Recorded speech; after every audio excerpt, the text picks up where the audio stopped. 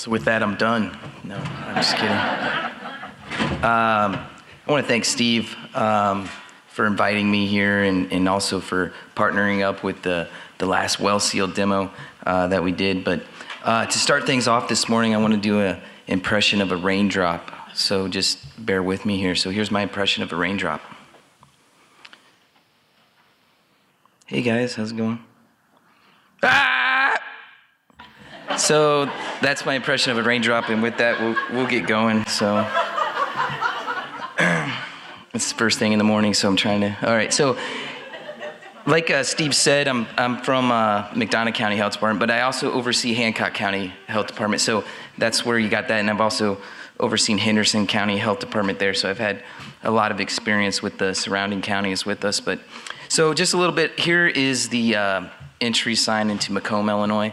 And with that, we have our Groundwater Guardians sign right there, and on the top there. And then on the very top is our county flag, which is really cool. And I put it together after I started with the Groundwater Protection Committee, because at the courthouse, we actually have our Groundwater Committee plaque. So every year we have to submit ROEs that we've done activities and nationally, and then they send us basically like a accreditation, every year. So, but right next to our plaque is the county flag, and that blue ribbon that's going across the gold star there, the yellow star, is to represent the Lemoyne County River that flows through our county. So a lot of connection there to groundwater, and just another reason why we take it pretty serious, or at least we have groups that are concerned about that. So here's a little bit about our Groundwater Guardians.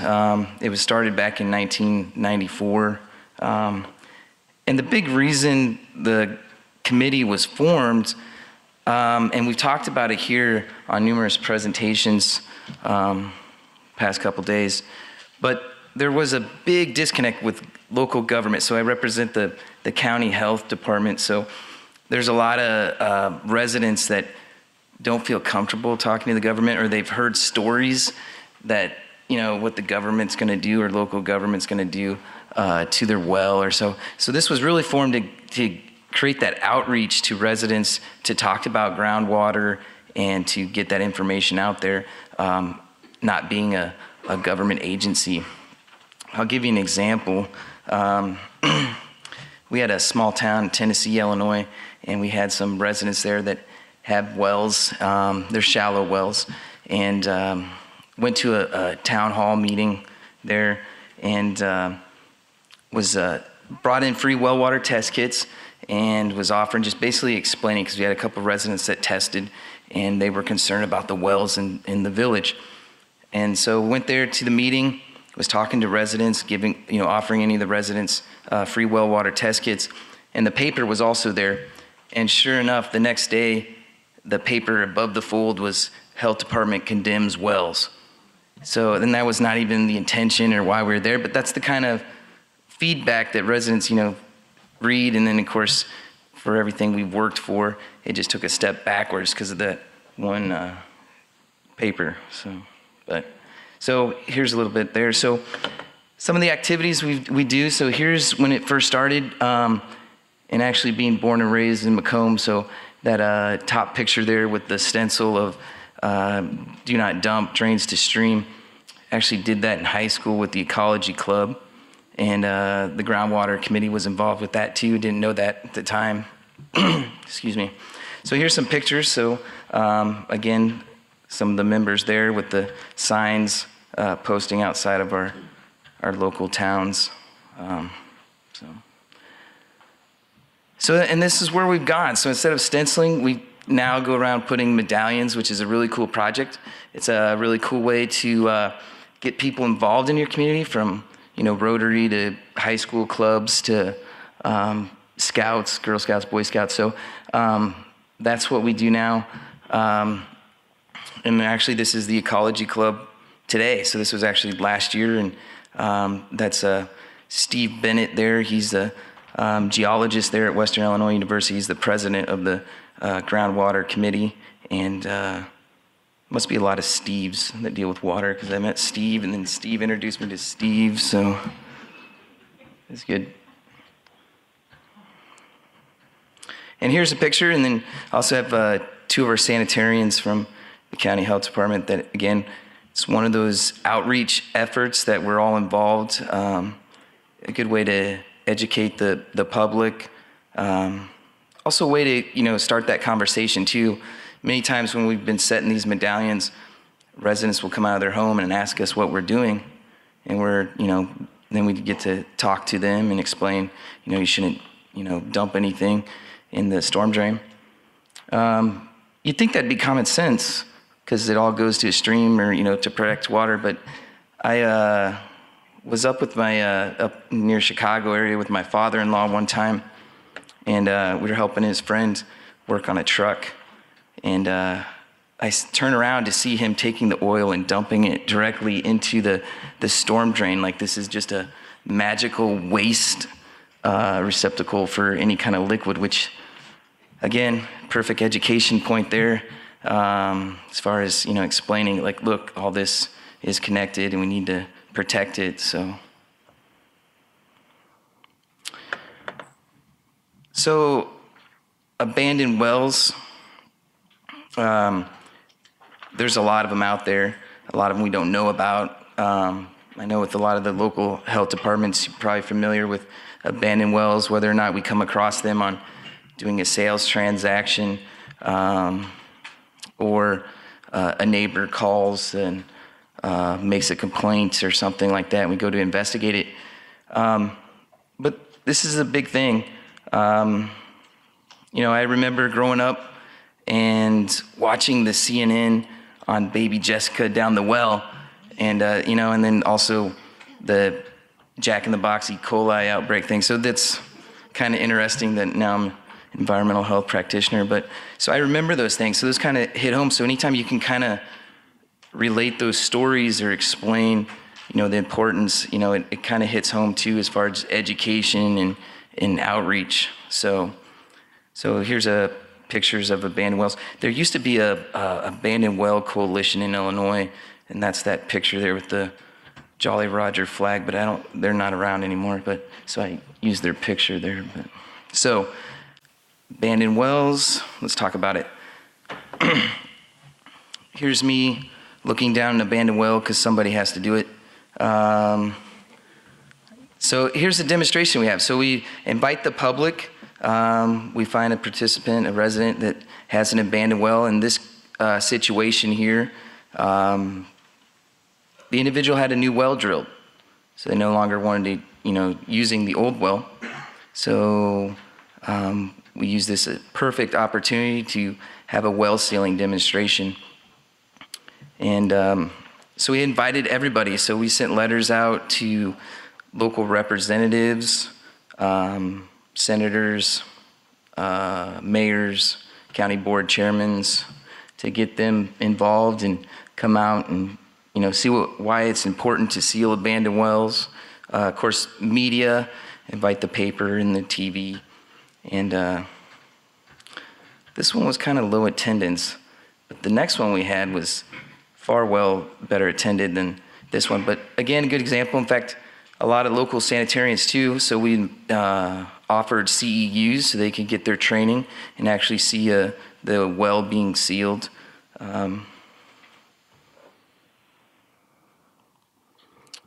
Again, here's some more pictures and inviting people to come up, in the process. And we're talking with the contractor there on sealing the well.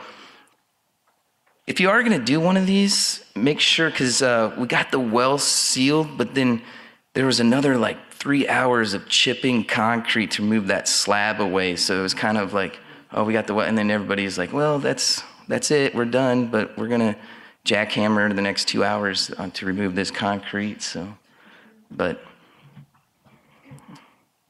of course, safety. If you got a bunch of people hanging around, you don't want to create a situation where someone falls in. But so then, this was the most recent one we did when we partnered up with Steve and the well water private well class and Illinois State Water Survey. So again, we created a flyer, we advertised, we had press releases, we invited the public in this one we did most recently was a well that was in town in Macomb, and it was right behind in their backyard.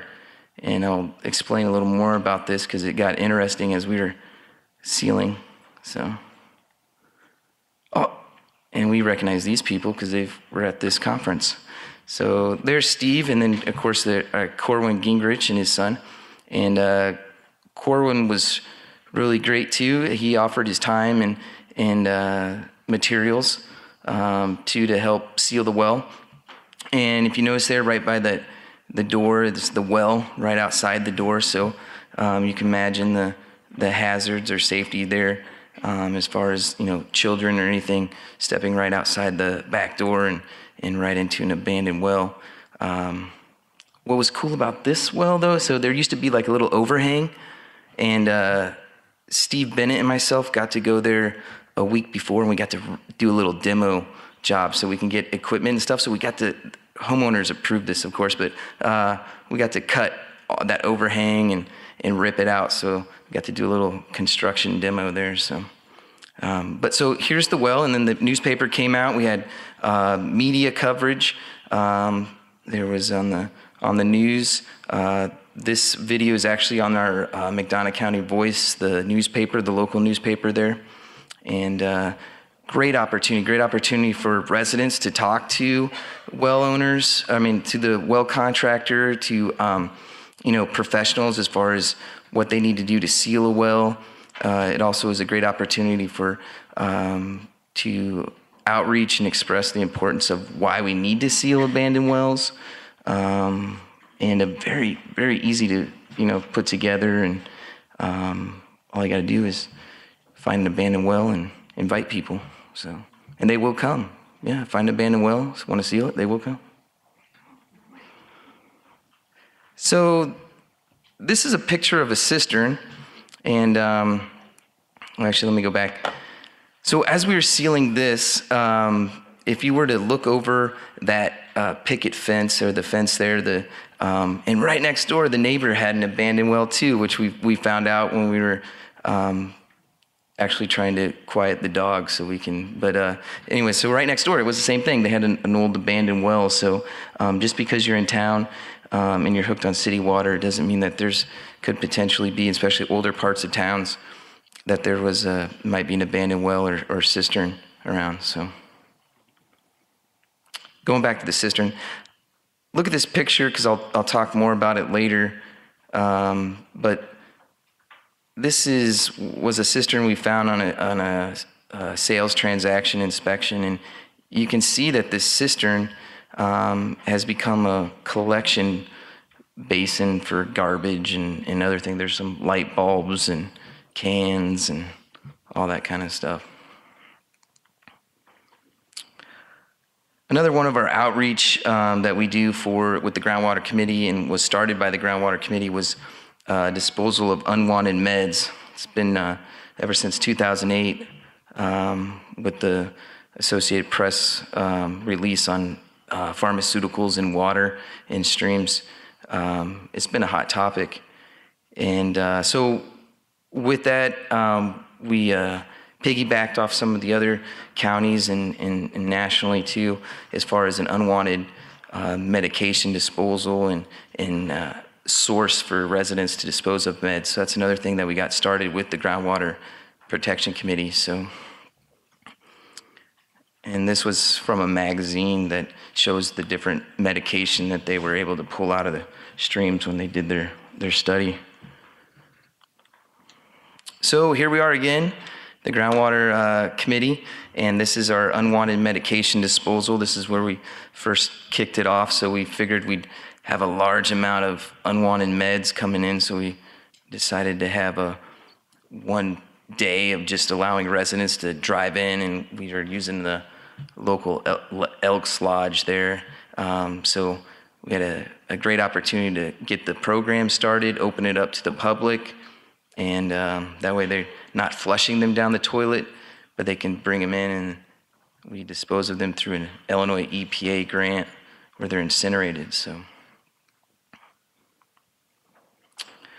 again, just some pictures from that. And this is another great opportunity to educate residents on protecting groundwater, also how to properly dispose of medications.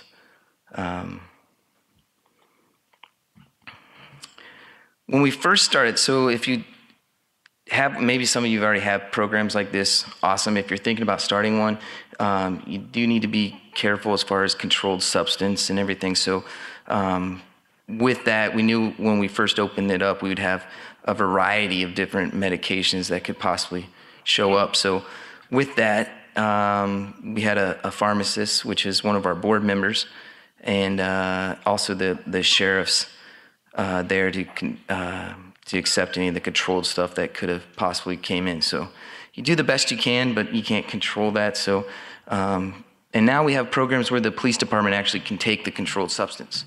So it's a win-win. They have a drop-off. They can get those out of the house, and then they can dispose of them too. So.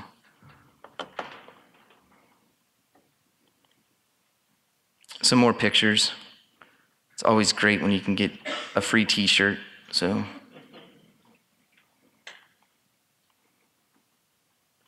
This was interesting. The resident came to drop off meds, took info back to her homeowners association, and we had, another 10 cars after that. So that's just some of the volume that we had as far as unwanted medications on that initial opening of the disposal program. So.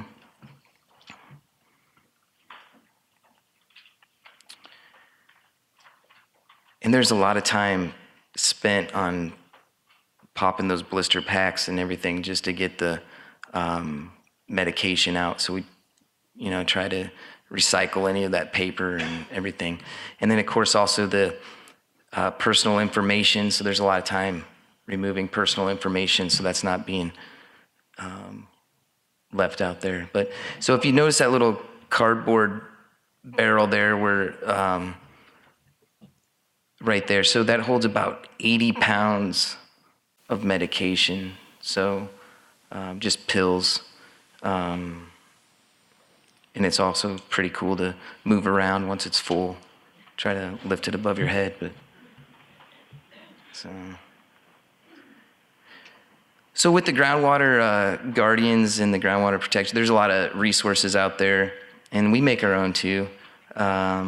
But this is another example, and we have this in our WIC office, just again to remind residents of being safe with disposal of unwanted medication and expired medication.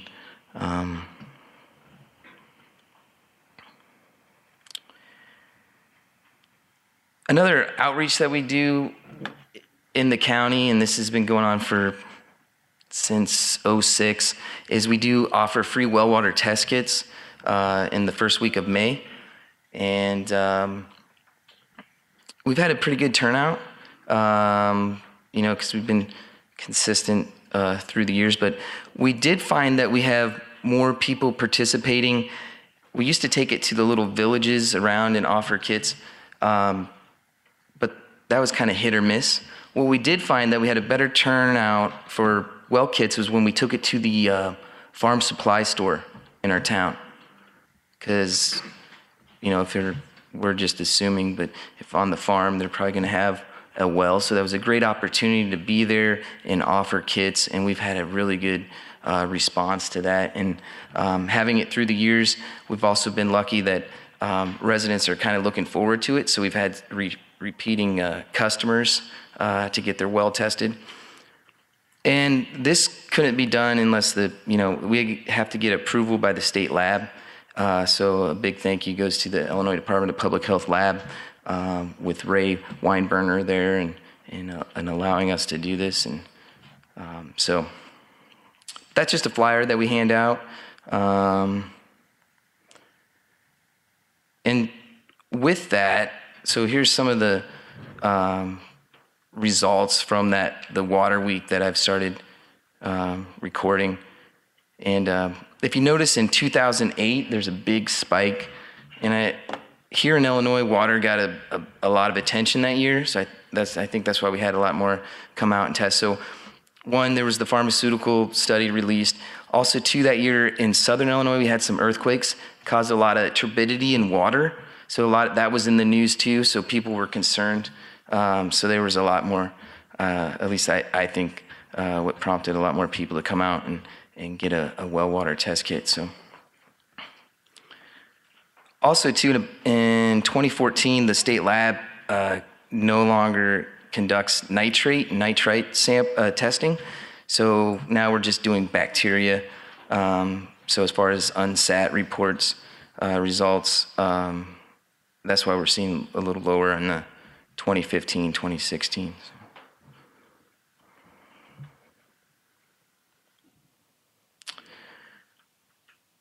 So going back to that picture of the cistern, and one thing that we've used the Groundwater Guardians is, it was with the change to the Illinois State Water Well Construction Code and the whole process there to inspect geothermal well installation and inspecting that process, we had to amend our ordinance, our county ordinance, as we have a private well water ordinance in our county. And with that, with the Groundwater Guardian Committee already established, I already had a private water safety advisory board already created. So when it came time to look at amending our local ordinance, I already had a group together. So I brought them in. I said, hey, look, these are, what do we want to see in our county, or what do we want to do, or what are, is there anything we want to change or add, because we're opening this up. And one of the big things was going back to that picture of the cistern. There was the enforcement there as far as sealing cisterns. It was something that we never really looked at, and that's a good example of the problems that we've seen is, people use them for a dumping source, or and they're still a hazard. They're still a physical hazard, and I haven't ran across anybody using them as an actual water supply, but in the state of Illinois, you do have to treat that if you are using it as a water supply. But so that was a big part. So like the groundwater, we already had it there. We brought them in, and I was able to present that to the county board, and they were, a little more receptive than as far as, oh, you already talked to the Groundwater Protection Committee. So a great resource, great group of people. We have a lot of fun doing our outreach, and I don't know where I'm at in time, but I just want to close with Aristotle's boundaries don't protect rivers, people do. So with that, is there any questions? Questions for Chris? All right. Yeah, sure. I have a couple things to say. So we're exploring different ways to get sample kits out into the community. And just curious how you work to make the arrangements with the farm supply stores to drop the lab kits, and what the specific responses the laboratory had to leaving kits in a place where they would lose chain of custody. Sure. So I guess I should explain that a little bit. So what we do is we have a sign-up sheet. So we distribute the kits, and then we have the residents bring those to the health department to drop them off, so that the next day. So we provide the kits. So we don't actually leave the kits at the farm supply. We actually have a booth that we set up through the week, and we're sending the kits home with the residents with an explanation of how to take the sample, and then a time frame is when they need to turn those kits or drop them off to the health department, and we take care of the shipping. So it's a great example. Illinois used to have a groundwater education coordinator. We were very fortunate. He worked for DNR. He went around the state, built groundwater models for people, did all kinds of stuff, and then that position was cut probably 10 years ago or more. And so groups like Chris and Steve's, there just aren't that many of them. They don't toot their own horn very much, but they're a great grassroots way to get people. Macomb is a very agricultural area, and it's just local folks that they trust, and it's a great example of what we can do locally, kind of thing. That's kind of the idea of having Chris come talk today. So, all right, thank you. All right, thank you.